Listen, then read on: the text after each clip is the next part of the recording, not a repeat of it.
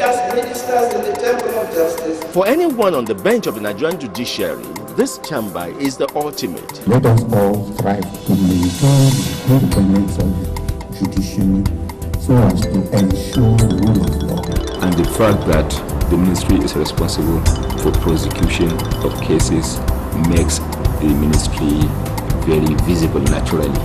Of the Federal Republic of Nigerian and the Nigerian Bar Association. If it is to buy time, you know who is buying time. Becoming the first woman in the country to discharge the function. To me, Allah wished it that way. Welcome to the program, The Scale of Justice. Tune in every Monday at 2:05 p.m.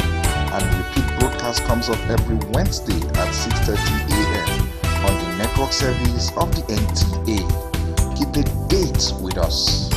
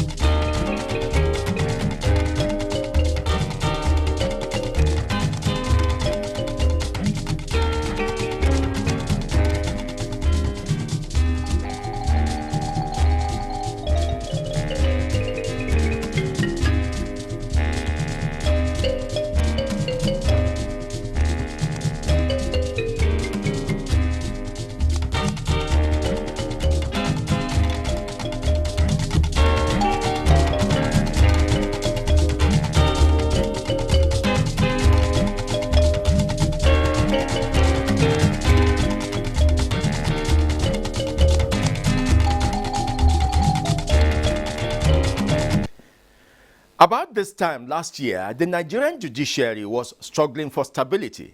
You remember those chain of events. But 2020 seems to have started on a very quiet note, with election matters spilling into the year. But then after dealing with those crucial matters, the year is flowing on very well. But then on the scale today, we shall be looking at our expectations for the year. But then we would also start on another note which reflects some of our concerns in the last few weeks. Welcome to The Scale. I am Femi Okeowo.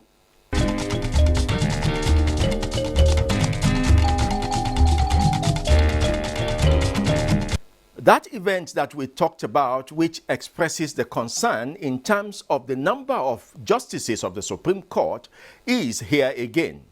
We were talking about the depleting number of justices of the Supreme Court in the last edition of this program. But then another justice of the Supreme Court has retired. He is Justice Amiru Sanusi, an officer of the Federal Republic of Nigeria, and he has completed his tenure after clocking the mandatory 70 years, which the Constitution stipulates for justices of the Supreme Court.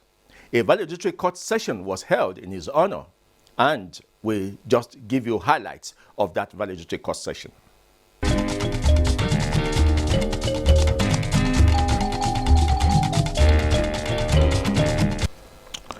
The need to embrace the alternative dispute resolution mechanism in order to decongest the Supreme Court, especially with the ever-increasing number of appeals that flood the court on a daily basis, has been re-echoed once again by the Chief Justice of Nigeria, Justice Ibrahim Tanko Muhammad. The Chief Justice of Nigeria made the appeal at the valedictory court session in honor of Justice Amiru Sanusi, who was described as one of the finest jurists. Justice Amiru Sanusi, who was born in Huntua, Katsina State in 1950, started his elementary education in Gundindi in 1957 and obtained his law degree from the Ahmadu Bello University Zaria in 1977. He had a stint with the Nigerian Railway Corporation as an account clerk before his appointment as a magistrate in 1979. After giving much to adjudication as a High Court judge, he was elevated to the Court of Appeal in 1998 and to the Supreme Court in 2015. His retirement is reportedly to have drastically reduced the number of Supreme Court justices to as low as 13 instead of 21 as provided for by the 1999 Constitution as amended.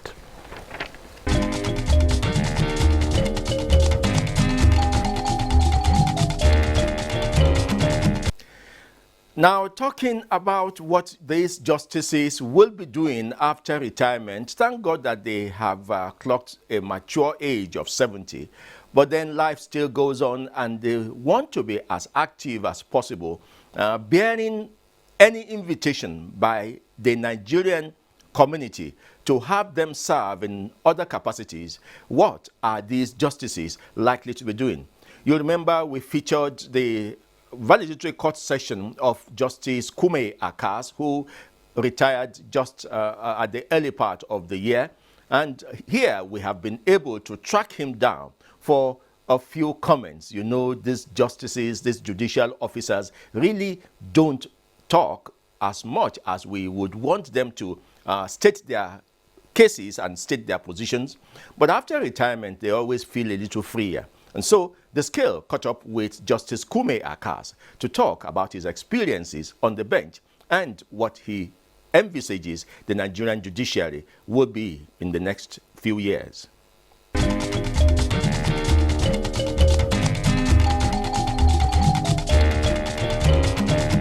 Justice Kume Akas, welcome to retirement.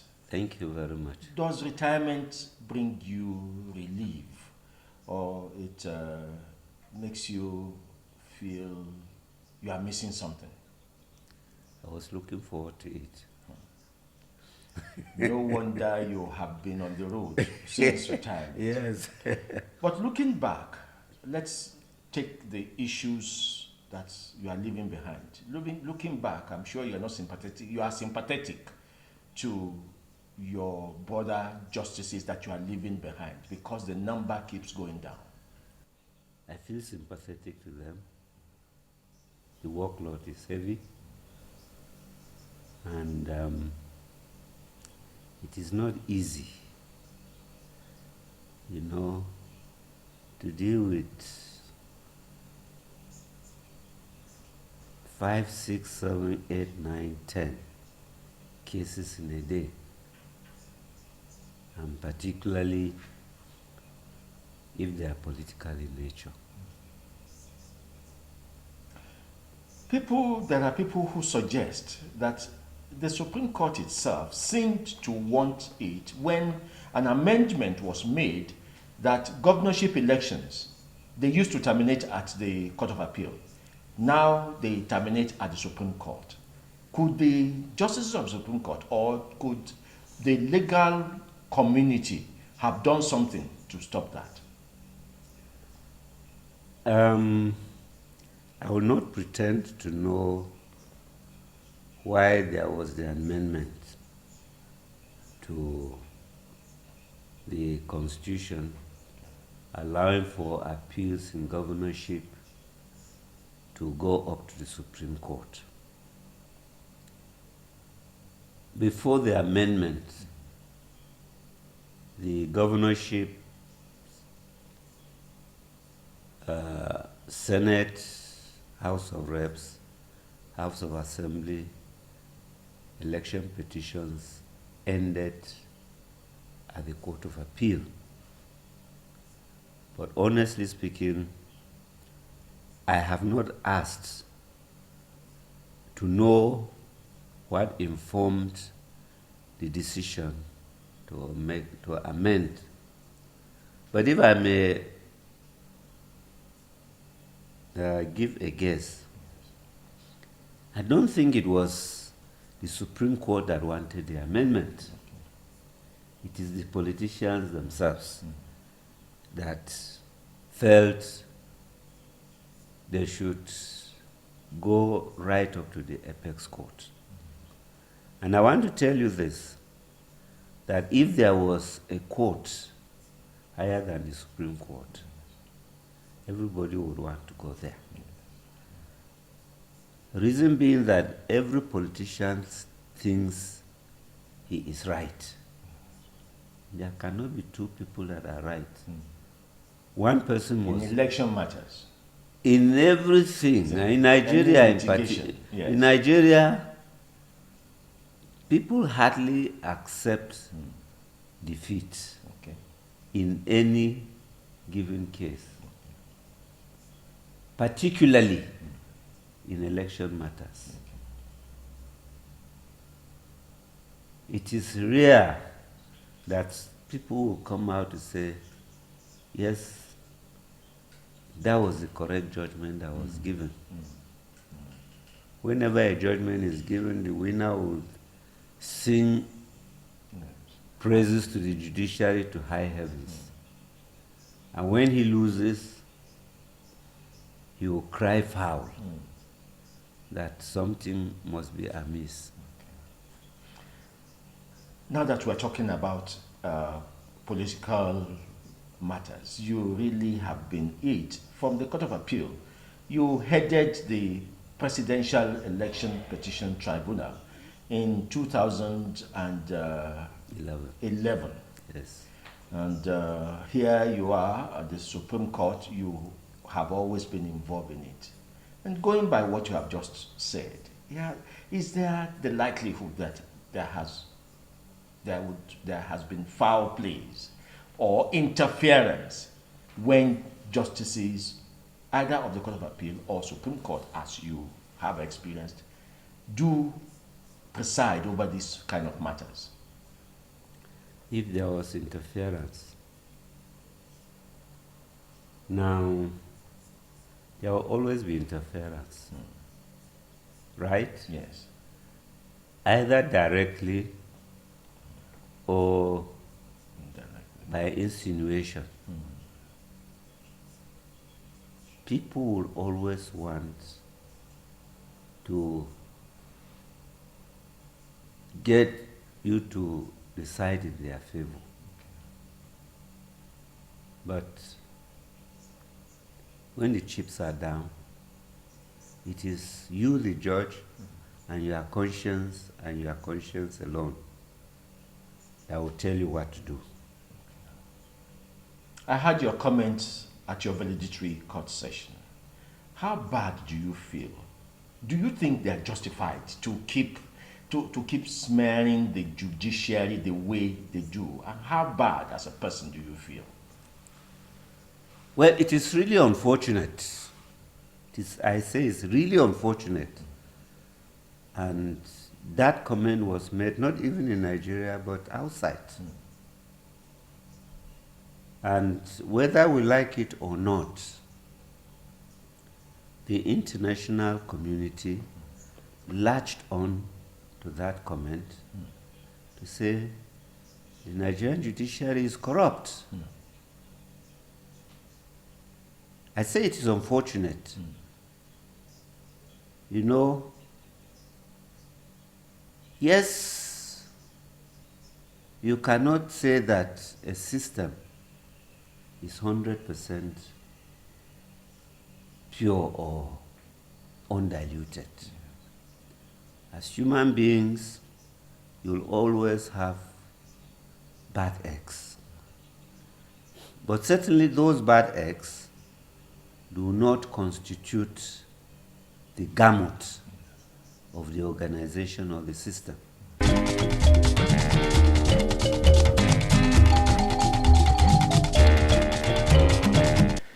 It's not Justice Kume Akas alone that seems to be concerned about the fate of the justice sector in Nigeria. Now we're broadening it beyond the judiciary.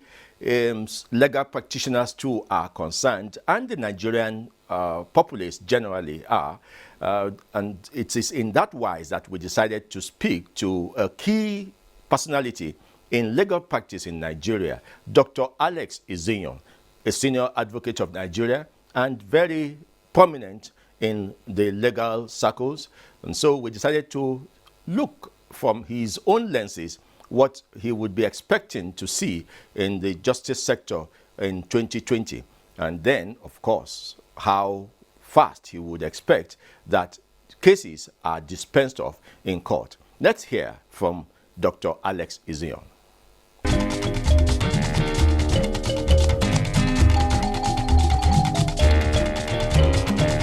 2019 was a year of general elections. 2020, there are only some off-season elections. Let's look generally at the justice sector. What are your expectations for the year 2020? Thank you very much. Well, 2019 has gone. we, on the justice sector, we did well, but we can do better. And we expect 2020, we should do better, because we have more challenging period now for the justice sector. When we say justice sector, we, broadly speaking, we are just looking at two areas, criminal and the civil. The criminal aspect, the expectation of 2020 is because we are passing through some perilous time in the criminal area. So we need more hands, more attention to speedy disposals of the criminal cases. There are people now who are going to be undergoing trials, terrorism, all these kidnappers and the rest of them. So these are matters that have been lining up. So we require quick disposal of this matter within recorded time. So that's a task for 2020. Okay. And that will go a long way, because it will go a long way in affecting the other areas, police areas, the prison discongestions and the rest of them. And then also for the society, people will see that, well, they are brought to book. People who run foul of the law are brought to book expeditiously. And that could be a deterrent too for others that, look, this issue of saying come today, come tomorrow is no longer there. We have areas now where they deal with this issue and the matter is tried, and if you are free, you are free. If you are convicted, you are convicted. Sometimes it is the prosecution that is asking for adjournments. Yes, most times because prosecution, and that is why before a matter is ever taken to court, let there be thorough investigations. You are sure of your facts. You knock. As you are knocking, you are proceeding. Okay. Because the Abuja is very clear on that. Don't come to court if you are not ready. Okay. After you have all those regulations there, you can keep somebody now for 7 days or 14 days. So you have gotten your own time to go ahead and do your investigation. So that will not be acceptable. Now let's look at the elements of the law itself. The courts so far have not been focusing on the novel provisions of the Administration of Criminal Justice Act. Yes. I give you an area. Before, some years back, Nigerians were highly suspicious of the plea bargain provision. Yes. Now the law has made provision for it, exactly. And yet we're not exploring it. Yes. Thank you very much. That's the plea bargain. You know, it came in not quite long under the Administration of Criminal Justice Act. Now, don't forget, we are adjusted to it. In developed societies, like the US particularly, yes, where you have elaborated over the years, this is already in their blood, in their system. Now we're just grafting it in. So we need time to get it absorbed in our system as part of our legal system, plea bargain. And then the stakeholders must be involved here. Whether it's the FCC, ICPC, or the police, or whichever areas. Let them know this is part of our law. Okay. So if it's part of our law, the suspect, the defendant, should also know this is part of our law. Then the lawyers and the prosecutors should also know that this is part of our law. So if it's a matter, I say, look, I've stolen 20 billion. Well, this is 15 billion that you have seen in my account. There are so houses. This is how it happened. Please take this. I know I'm guilty on this offense. Why are you going back to now say that you must go and spend 10 years in jail? When what will benefit the society, the money that has been stolen is now available to make good what we are looking for. So it's the stakeholders. It also cuts the time for trial. The time for trial. So you find that instead of going for 2 or 3 years, sometimes you go back, you filibust, do some wrestling to the Court of Appeal, Supreme Court, come back and start all over. The matter is disposed of. The docket of those agencies are reduced. The lawyers also issues, whether as a prosecutor or as a defense counsel. It does not mean you will not take your fees, but this is a matter that the law provides for. So it's the ability of the stakeholder, not one-way traffic. The prosecutor, the security prosecuting agencies, the defense counsel, and the court. So it must sink into our blood system. And with that, with time, we'll be able to go far to say yes. This and that I can tell you with that plea bargain, many will achieve some milestones. Now, in your response to my first question, you Yes. kept emphasizing that cases should be disposed of expeditiously, quickly in courts. But courts are complaining that they are understaffed. Look at the Supreme Court. They are now 13 as against 21, which the Constitution recommends. Why, in your opinion, has Nigeria never attained the highest level of Supreme Court justices? Well, I agree with you that just like the Honorable Chief Justice of the Federation has said during the last few days ago, we are now back to 13, short of 8. And historically, constitutionally, it's supposed to be 21. And there has never been a time where we have been to 21. Well, I don't know whether there is any underlying reason why. Because it is not the province of the executive to say that you cannot reach 21. It is for the people there who will make the recommendation that we want to feed this 21. I am not sure whether they've been able to do so. Because the reason is that, when somebody exits, either he's dead or he has retired, they fill the vacancies. But constitutionally, why don't we strive to fill up that vacancy? Because it reduces the workload. As soon as one is going, you fill it up. So the workload is reduced. And the pressure on the Supreme Court will be reduced. But I have said before, it's not really the issue of having intermediate court that will solve the problem. Let's go digital, computerize. If their lordships in the Supreme Court, they don't need to write. Judgment and ruling will be given. It's already been captured.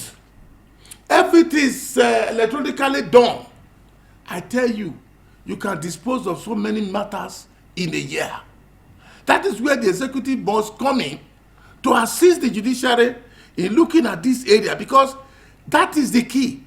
In advanced countries, where these are applicable, you see there is a fast process.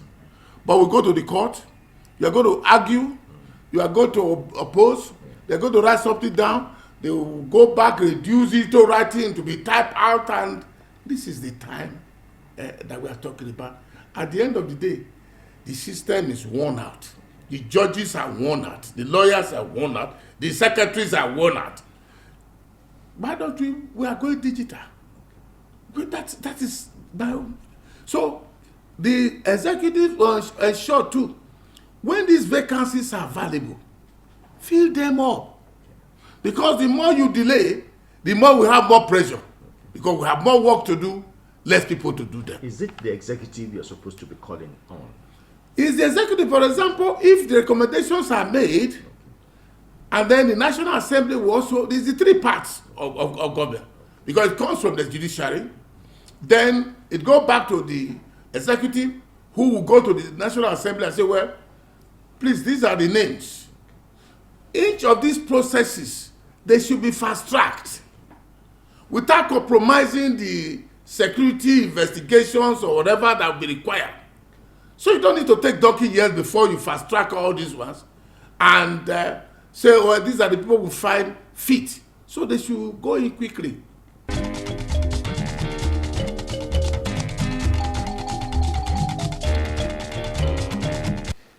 Yes, that's so much we have for you on the scale today. again, we keep reviewing and examining the issues that are cropping up in the justice sector, and we always will be on top of them. Very many things are picking up now, and I think in the days to come, I can promise you that we shall be visiting the Court of Appeal. There is something very crucial that's happening around that area. We'll see you again until the next edition. Bye-bye.